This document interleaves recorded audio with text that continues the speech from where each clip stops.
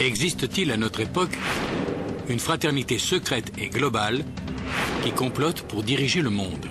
Pire encore, ce plan abominable est-il déjà en marche? Des armes dévastatrices ont-elles été réparties aux quatre coins du globe à des fins catastrophiques? Peut-on enrayer le processus?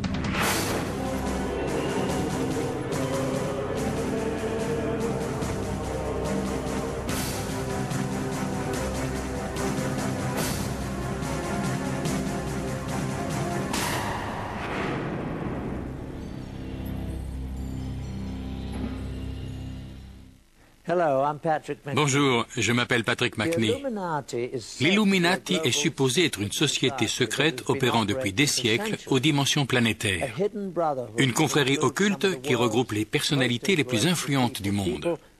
Des individus de toute race et de toute religion qui occupent de hautes fonctions au sein des gouvernements, des églises, des affaires, de l'éducation, des sciences, de la médecine, de l'armée, de la finance et des organisations caritatives.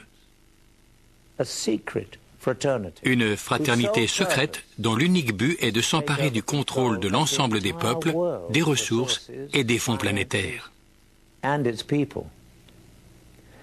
S'il existe une société secrète aussi puissante, elle représente une menace absolue contre le monde libre.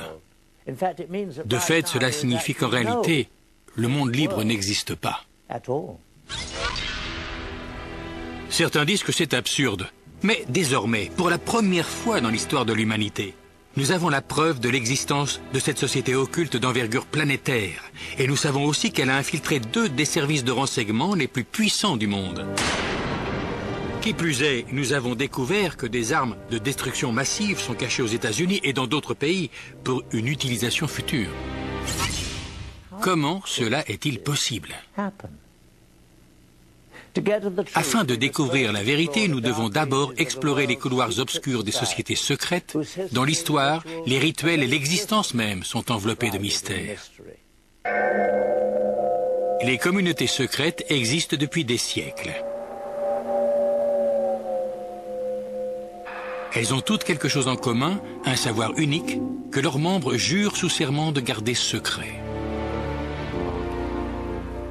Grâce à cette connaissance qu'ils ne partagent qu'entre eux, ils sont convaincus de pouvoir contrôler les profanes. Une des plus anciennes communautés secrètes existe encore de nos jours, la franc-maçonnerie. Ses origines remonteraient à l'Égypte ancienne, où seule une corporation de maçons d'élite possédait les connaissances mathématiques nécessaires pour l'édification des pyramides. Au cours de l'histoire, les francs-maçons ont gardé le secret de leur savoir-faire afin qu'ils demeurent les seuls capables d'ériger les grands édifices que l'on peut encore admirer de nos jours. D'abord, les pyramides, puis les grands châteaux et les cathédrales européennes. Mais les communautés secrètes ne se limitent pas à ce corps de métier. Le mot « assassin » tire ses racines d'une confrérie ésotérique de guerriers musulmans chiites qui contrôle le nord de la Syrie à l'époque des croisades du XIe siècle. Leur spécialité, le perfectionnement dans l'art de tuer.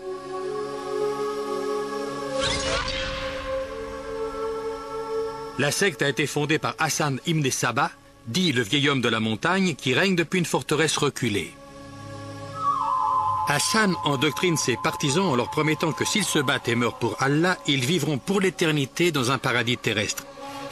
Il utilise le terrible pouvoir de la torture et du crime pour renforcer l'impact de ses préceptes fanatiques et pour inculquer à ses disciples une discipline et une dévotion absolue. Hassan leur donne du hashish afin de susciter en eux un sentiment d'invincibilité, puis les envoie dans des missions suicides. Le terme « assassin » est donc dérivé du mot « hashishin » ou « consommateur de hashish ». Vers 1100, les assassins constituent une force de 70 000 fervents fanatiques.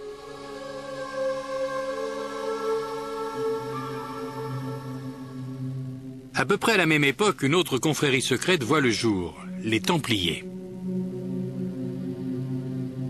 Le prieuré de Sion est une fraternité chevaleresque créée en France au Moyen Âge, dont le but est de préserver la lignée des Mérovingiens et de les remettre sur le trône de France. Leur quartier général officiel se trouve à l'abbaye de Notre-Dame du Mont de Sion à Jérusalem. En 1117, Baudouin Ier, roi de Jérusalem, est redevable au prieuré d'avoir fortement appuyé son accession au trône. En récompense, le roi obtient que l'ordre des chevaliers du Temple devienne le bras administratif et militaire du prieuré de Sion.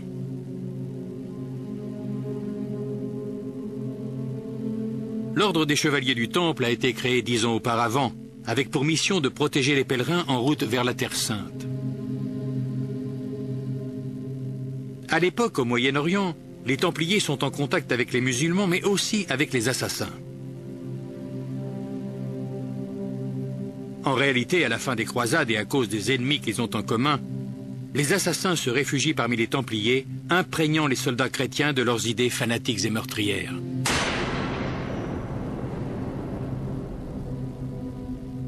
Progressivement, les Templiers s'éloignent de la mouvance chrétienne orthodoxe et leur doctrine, avec ses rituels secrets, devient plus mystique, hérétique et tournée vers l'occulte.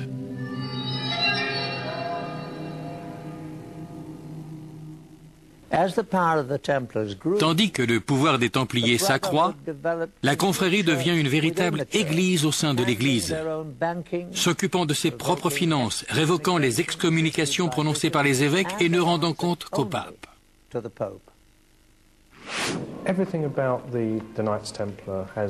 Depuis l'origine de la confrérie, tout ce qui a trait aux Templiers a quelque chose de mystérieux. L'ordre a été fondé juste après la première croisade, qui a rouvert la voie entre l'Europe et la Terre Sainte.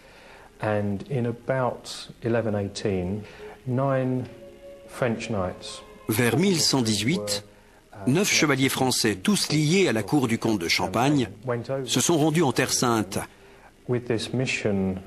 avec comme mission celle de protéger les routes qu'empruntaient les pèlerins, afin que ces derniers puissent se rendre dans les lieux saints en toute sécurité.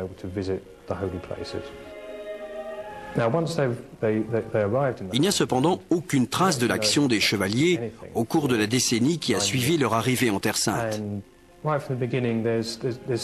Quelque chose ne colle pas depuis le début.